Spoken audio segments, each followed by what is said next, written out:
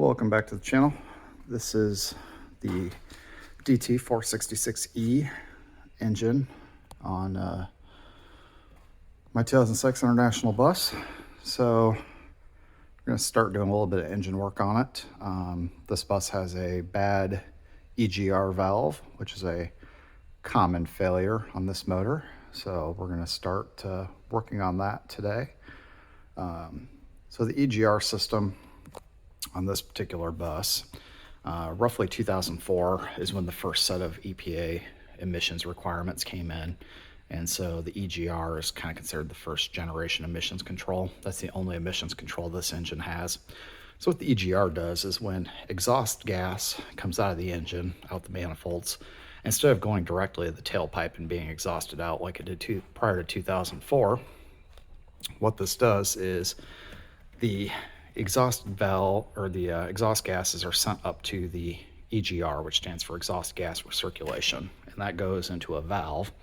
And when the engine is up to temperature and some other parameters that the computer tells that valve to do, what it does is that valve opens and it pushes exhaust gas and mixes it with the fresh air going into the engine into combustion.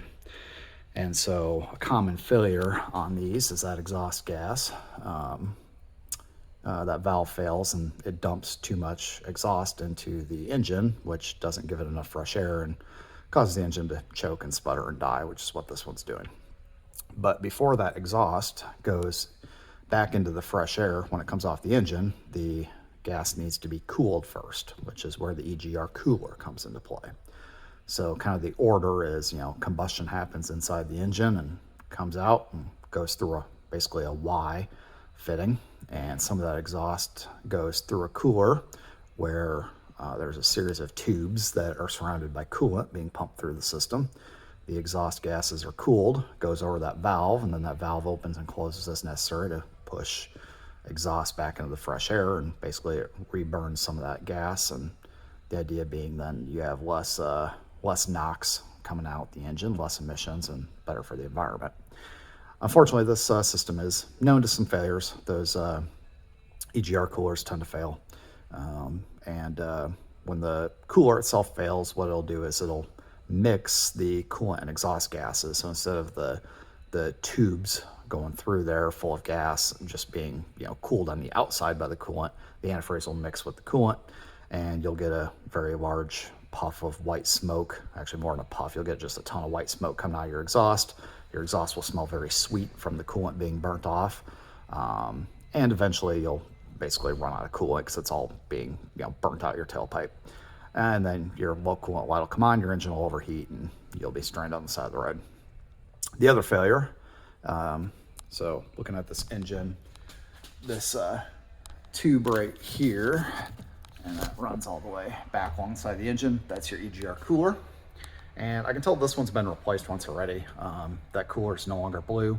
All of the original engine parts on here are painted blue. Anything that's been replaced is just a silver metal colorish. So that cooler's been replaced once before. So I've got a bulletproofed, and bulletproofing is just a term for aftermarket coolers that are better designed to hold up.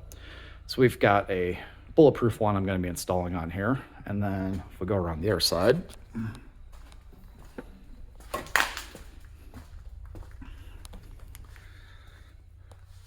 right in here is the EGR valve. So the exhaust gas comes through that EGR cooler towards the front of the engine, comes across this little air-to-air cooler, and then this is the EGR valve, which then sends or mixes the cooled exhaust gas with the fresh air intake into the engine for the combustion cycle. So I know for sure that the EGR valve on this is stuck open. So that is one problem we're going to have to fix. Unfortunately, my new valve is not in yet, so we can't replace that yet. But as I start taking this apart, I'll pull that off too. But I definitely want to replace that EGR cooler while we're at it. And since the EGR cooler is full of antifreeze, the very first thing we're going to have to do is drain the radiator on this. So we're going to start with that today. And then the other thing I always like to do on these buses is when we're looking at the coolant hoses, which mostly on the other side, but you can tell that all the hoses are the original original black rubber, which is okay. They're not great, and especially on a bus of this age, they are susceptible to failure. So here we can see all these coolant lines. These are the valves that go up to the heaters inside the cabin. And so when these hoses get this old, they get kind of brittle, especially if somebody's used cheap hose clamps instead of the smooth band style. So I like to replace all of these hoses anyway, just as a preventive maintenance, because when these hoses fail, either due to bad hose clamps or friction or just dry rot and age, you dump all your coolant, and again, you overheat, and coolant's expensive for these, especially if you run the extended life red coolant through these like I do. That stuff is nearly 15 bucks a gallon. So you know, common we've had other party buses in the fleet that, you know, hoses fail, you know, 4 or 5 times just in different spots every time, and you know, that's just a lot of money and wasted coolant being dumped on the ground. So if you got to replace the hoses anyway, might as well do them all up front. So that's what we're gonna do.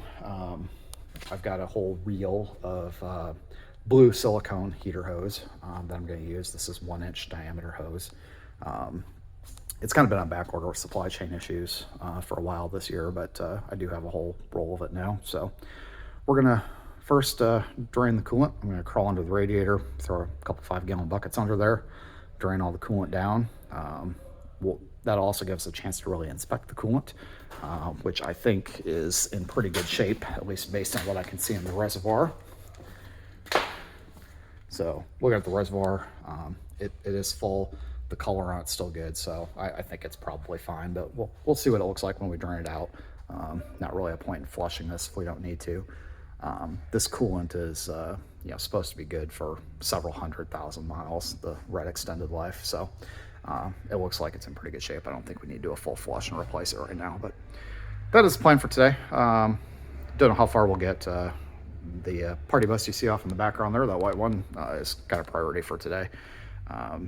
Got to get some seats built in that. But while I'm out here, I'll always start draining the radiator. We're gonna get that giant air filter right there. We're gonna get that off so I can get at the EGR cooler, and basically we'll start taking some stuff apart and see how far we get. I'll catch back with you once that's done. Okay, so underneath the bus here, I got 2 5-gallon pails. I just cleaned them up with a little bit of brake clean, a couple shop towels, so they're clean enough. And we'll crawl under the radiator here. And right up there, sorry, right up there is a little valve that will drain the radiator. So we are going to position my bucket under there and reach up and see if we can get that open without spraying myself with antifreeze. Okay, that's now draining. Had to go get a pair of pliers to turn that valve. It didn't really want to move. But we're starting to drain. This thing does hold a little over 5 gallons, so I'll have to keep an eye on this, make sure it doesn't overfill. Pro tip, remove the vent cap from your fill. Otherwise, you'll have back pressure and it won't drain. The other thing we're gonna do here is we're gonna open up these coolant valves, which they're already open. That will make sure that we drain all of the coolant from the heater lines inside the bus. Okay, that coolant looks really good. It's a good color. I don't see any debris or gunk or other foreign matters in it. Looks very, very clean, so we will not have to flush the coolant or replace it with new coolant when we go to refill it. So we're gonna let this bucket fill up a little bit more, and we'll swap it over to the other one, and then we'll start looking at hoses. Okay, while we're waiting for that radiator to finish draining, I'm gonna start taking the air filter assembly off. Another pro tip, if you're like me and not a mechanic by trade, label the parts that you are disconnecting or undoing. Keep bolts and other hose clamps and pieces, you know, with your parts, so that way you don't lose track of them or have a whole pile of bolts at the end of a project, especially if it's going to be a multi-day project like this one will be. That way you don't have to worry about remembering where everything goes. And then finally, take pictures of stuff before you disassemble it. So I've labeled that particular sensor there that I'm going to unhook, and then we'll undo the hose clamp and pull this thing down. Okay, air filter assembly is off. Just disconnected both those hose clamps from the back of the air filter and from the intake on the turbo there. So up next, we're going to start disconnecting the hoses that, the coolant lines, sorry, that feed the EGR cooler, and figure out how I'm going to get that mess of wiring and tubing out of my way so we can get at the back end. Okay, so we got most of the brackets off. Bolts are taken off that end of the exhaust pipe and off that coolant inlet port. So now we're going to go up into the cab. I've removed the dog house cover. It's just several bolts to hold that in place. Unscrew those, and now, a little hard to see under here, but we have nice easy access to the back of the EGR cooler, and we can disconnect this last couple of connections. Okay, it's been a couple of days back here working on the bus again. So today I'm going to kind of pick up where I left off with some of the coolant work on this bus. So the other day, which you just saw 10 seconds ago, I removed the old EGR cooler off of here. In order to do that, I had to pull the air filter off. So today I'm going to go about actually replacing these coolant lines. So what we're going to do is we're going to disconnect each and every one of these 1-inch coolant lines, including these. These are the heater valves that run up into the cab, and then there's a couple of more that run underneath the engine to the fill, in and out of the radiator. So we're going to replace those. And one of the things I want to point out on these, most of these clamps are this style. They're a very smooth band on the inside. There is none of these grooves for tightening on the inside of the band, so they don't cut into the hoses. These are called a constant tension clamp or a worm drive clamp. They're rather expensive. They're anywhere from $5 to $10 a piece, whereas your cheap standard hose clamps are 10 for $1, whatever. So we're gonna spend the money and do it right with the correct clamps. So a lot of these that are already the correct type we'll just reuse. But I did see a couple of cheap bows on here, probably from previous repairs, that we're going to replace with proper ones. The other thing we're going to do, these valves look okay. These are the valves that basically shut off the heaters inside, so you don't have hot antifreeze running through the inside of the bus, in the warmer months. But I'm going to go and replace these with, a couple of newer ball valves, because I already have them on hand anyway. This style, after a while, will tend to corrode or get kind of nasty, and then they stop turning and stop working. So we're just going to replace them as long as we're in here. So let me go around the other side of the bus. I'll show you what I'm talking about, those cheap hose clamps. So you can see right here, this is the bottom of the fill reservoir for the antifreeze. You can see this has been replaced at some point. This is just a cheap hose clamp that you can get at any hardware store, Walmart, whatever. But these grooves will bite into the actual hose, and over time that will cause this hose to eventually break down, tear, and rip. So we're going to replace those with a smooth band, constant tension, which will last a lot longer and keep my hoses in better shape.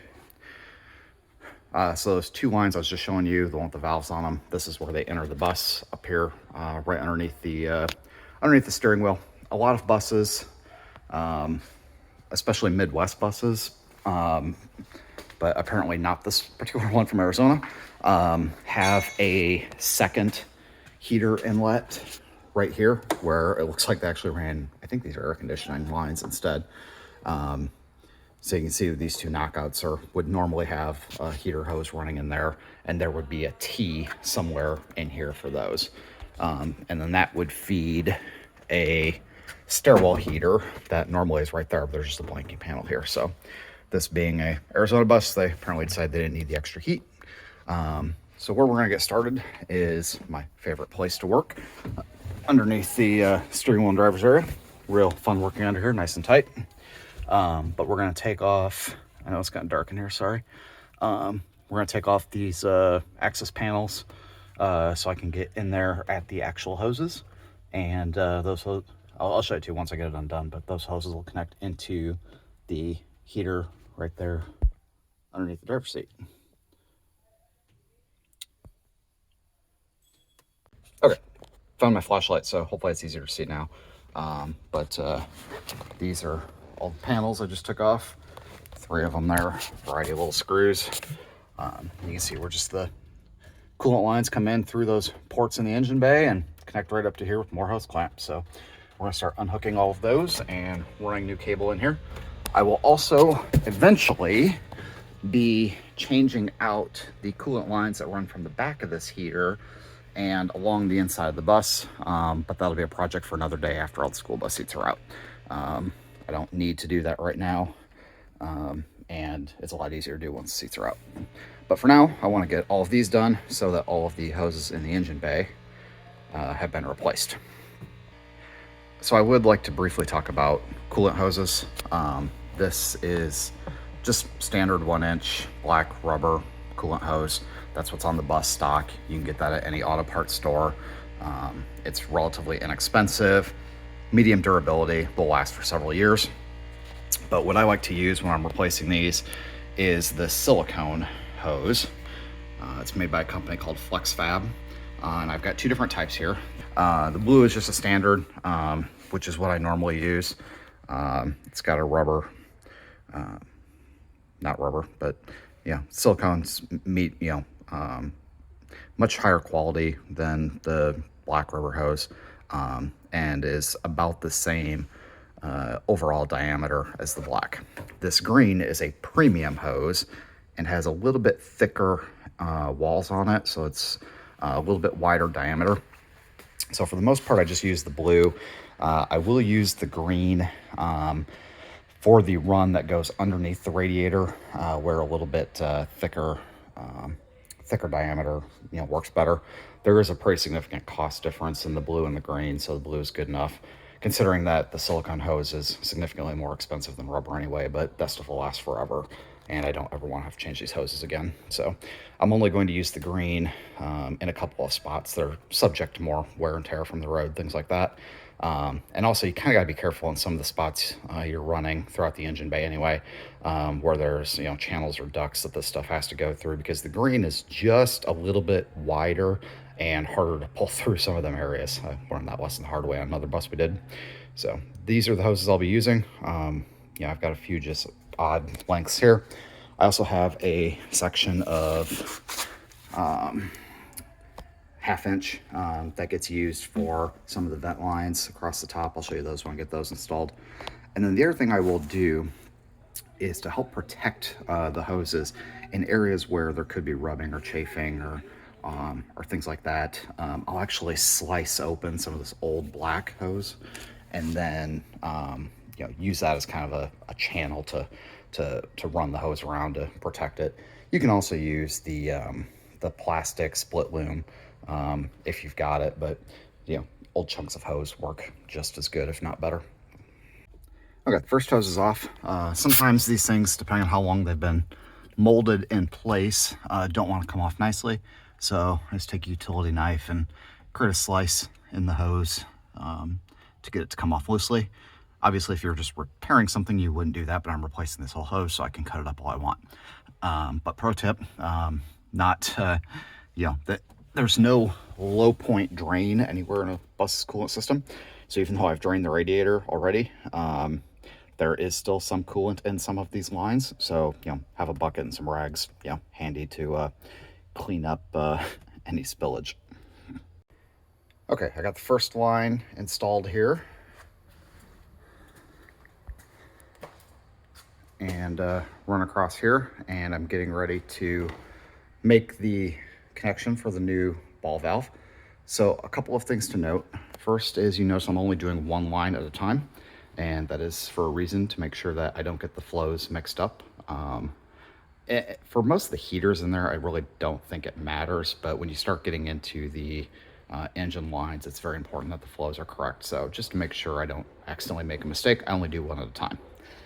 The other thing, when I go to cut this line with the excess slack, I'm actually going to use a pipe or a hose cutter. I think I got this off Amazon. It wasn't horribly expensive. You can use a utility knife, but you're going to get a very uneven cut. This gets you a nice square cut, which works, better when you have just a small area to get a clamp on. So I'm going to go ahead and snip this line here and get the ball valve installed, and then we'll do the next chunk of hose. Okay, over here at my very messy workbench, this is the ball valve I got. It's just a 1-inch ball valve. I get it from a local truck parts place called Sadler throughout Iowa. You can get them from basically any truck parts store. I've never had good luck finding the right dimensions, getting these at like a hardware store like Lowe's or Home Depot. I've got, this thing is stamped with, 1 inch. But when I buy just like a 1-inch, like normal plumbing valve at Lowe's or Home Depot, it's not the right dimension. So don't know why that is. And then I also have 2 hose barbs. One will go on each end of this valve. So I just use some Teflon thread tape on here, about 4 or 5 loops around is good enough. This stuff's easier to work with if you put it on in the right direction, so that when you turn the barb fitting into the valve, it doesn't like loosen the thread tape. It actually tightens it on, if that makes sense. So you kind of got to stop and think about the direction you put that thread tape on. So we're just going to screw this on here. We'll get it, and I'm using my vise just to make sure it doesn't move on me, but we'll get it hand tight, and then we'll use my giant wrench. One advantage of having a full-blown mechanic shop here. And we'll get this what we call good and tight. The point that it's moving the vise and not the threads tells me we're good and tight. And if I were to use 2 hands to try to loosen this nice and tight, you can see the thread tape is starting to squeeze out the end, which is good, and that's what we want. So now I'm going to rinse and repeat this whole process for the next one. Okay, just like that, we have 1 valve assembly. So we will go install this on the bus. Okay, went ahead and tightened down the worm drive clamp just with a ratchet. And just like that, we have 1 section of hose done. On to the next piece. Okay, so this is what I was talking about, one of those spots where you can get some rubbing. So when I push this hose through this clamp where it's supposed to go, you see I've got a rub point right here. And even though this bracket is covered with a rubber gasket, you can see the gasket's about shot and it keeps coming loose. So what I'm going to do here is I've got a piece of the old hose that I just took a utility knife and slit open, and I'm going to surround that hose through there just to give it some added protection. So as the vibrations from the road and the engine go against that bracket, it'll rub against this old piece of hose and not start rubbing through the actual silicone hose. Okay, looks just like that. You can see the old hose is kind of surrounding the new one where it's gonna rub. And actually I can probably rotate this a little bit. And then once I'm finished with all this and I'm tidying up my work, I'll put a couple of zip ties around that to secure it in place. But I don't want to do that until the end and I have pressurized the system and make sure we have no leaks. Okay, that's the finished product. That is 1 hose end to end. This one's a little more complicated because it's got the valve in the middle of it, which I'm going to have to repeat for the second heater line. But we have 1 hose done and 4 or 5 to go. Okay guys, last video clip for tonight. We got the second hose and shutoff valve in. So I like these because it's just a simple half turn them on and off. I've got them in the on position for right now, so that when I fill the radiator back up with antifreeze, that all the heater lines inside get filled. And then once everything's full and burped and running good, obviously I'll close those because it's July in Iowa and it's hot enough that we don't need heaters. So that's what it looks like on this side. Go around the other side. You can see where they both go in. So there's only 1 more left to do of the 1 inch. And that is the one that comes off of the reservoir. And this one's kind of a pain because this one comes down underneath the engine block right here and runs all the way up and into, I think, my water pump. Don't quote me on that. But this one's a little bit of a pain to get out because it runs right up on, by the oil pan. And some of these bolts on these brackets are a little hard to get off. So it's getting late, so that'll have to be a project for tomorrow.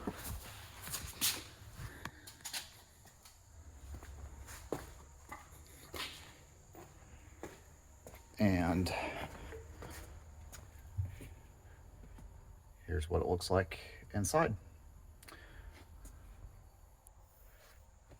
All right, have a good night, and we'll pick this back up tomorrow.